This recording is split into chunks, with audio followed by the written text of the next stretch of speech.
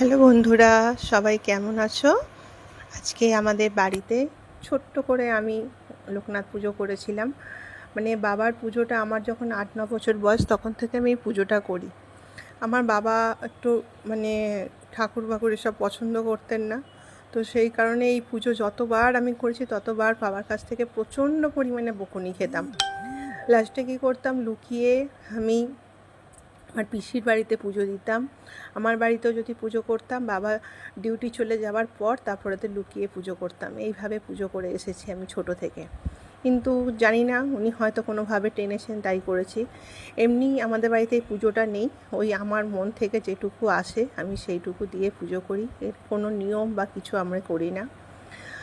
তো মোটামুটি আমি যেটুকু পেরেছি ওনাকে দিয়েছি, জল বাতাসা দিয়ে পুজো দিয়েছি।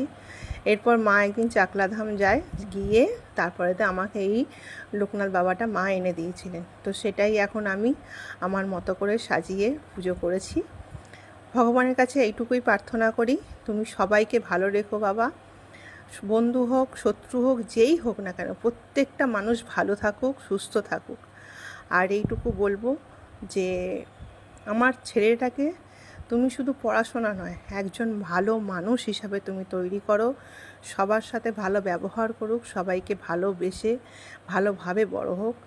আর আমাদের সবার ওপরে তুমি তোমার আশীর্বাদের হাত রেখো। সবাইকে আপাতত টাটা।